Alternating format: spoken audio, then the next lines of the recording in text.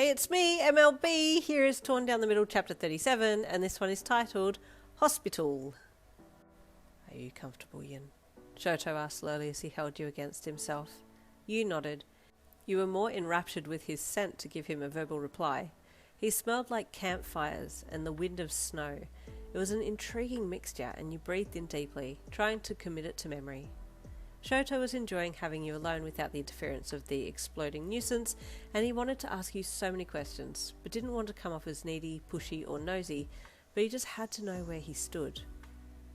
Yin, I apologise if this is sudden, he said, pausing to collect his thoughts, but I would like to know if... Your heart rate increased. If you see me more than just a friend. I know now is not the right time for me to be asking you to consider a relationship with me, but... Shoto, he replied, turning her head to look up into his eyes as he gazed down at you. I definitely see you as more than a friend. I really like you, you mumbled shyly, blinking as you found it hard to maintain eye contact. You didn't have to try and prove your worthiness to me this weekend. I already know how wonderful you are. Shoto blushed and glanced to the side. I get jealous when I see you with Bakugou, but I understand the situation is complicated. It's just, I can see that he has feelings for you. You nodded. Yeah, I know, you said, turning your head back around and nestling into him again. And I'm kind of torn about that too, because I think I like him a little too, you thought. Like I said before though, Yin, I will wait for you until you're ready to make your decision. Thank you, Shoto, he said, looking back at him. Suddenly he looked up. Midoriya, he said as he looked up the cliff. You looked to where he was looking but couldn't see anyone. You breathed in and then let out a yell. Midoriya! You hollered. Yin? The reply came. Where are you? Over the side of the cliff! You yelled back. His beautiful freckled face popped over the edge as he looked down and saw you and Shoto together. Todoroki! He yelled. Are you guys okay? We're fine, Midoriya, but I just need some help getting Yin back up. She's injured. Shoto called back.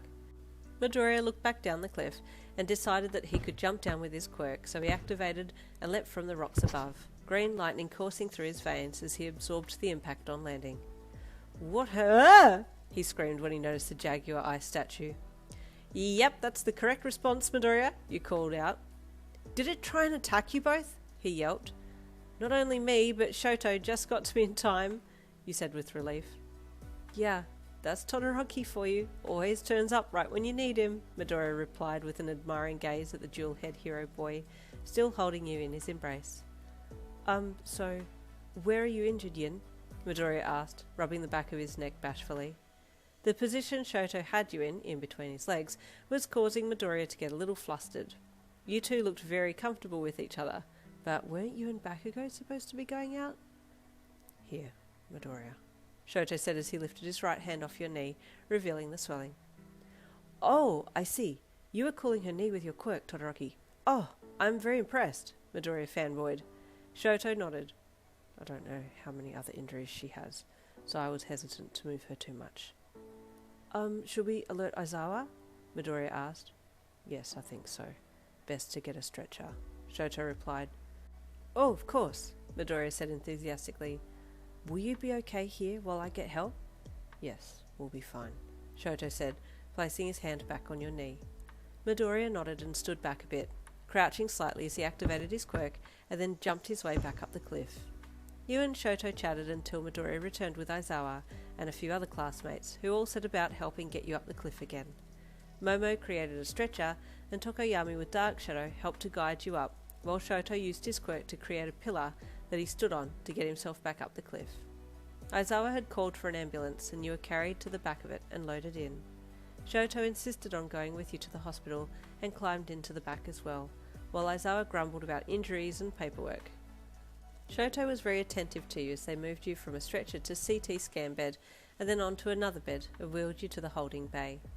You had finally been given a phone so you could text your mum and tell her what had happened, and Shoto left to get some food for you both while you conversed with her.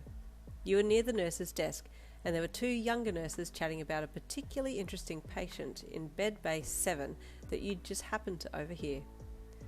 "Well, he's grumpy, but he's good looking," one said. The other giggled.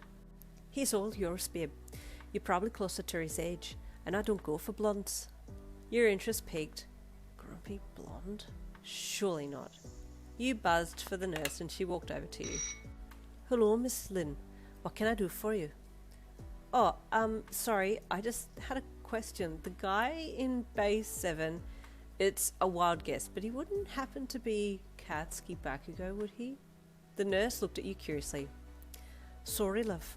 I'm unable to disclose names of other patients, but if I have your permission to disclose your name to patient in Bay 7, and he happens to know you, then that's okay."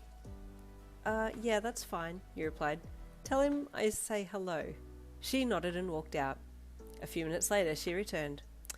Love, I've got a message from patient in Bay 7, she said, then paused. "Please excuse my language, as I'm going to repeat the patient's exact words." You stifled a giggle. The nurse took a deep breath in and repeated Bakugou's words exactly. "What the actual hell is Yun doing in the hospital? Which bed is she in? Make sure you take really good care of her, okay? Don't repeat that last part." You burst out laughing. "You can tell I'm in Bay 3, the nurse said. "Okay, Bay 3. And that I have an injured leg and he can come visit me if he's allowed." Stress the allowed part, you said with a laugh. And there is the end of chapter 37. I'm kind of stuck now halfway between just randomly having an Irish/Scottish accent that I put on for the nurse. Hopefully I don't throw it in randomly in the next chapter when it's not needed. But anyway, next chapter 38 is tomorrow. Stay tuned. I'll see you then.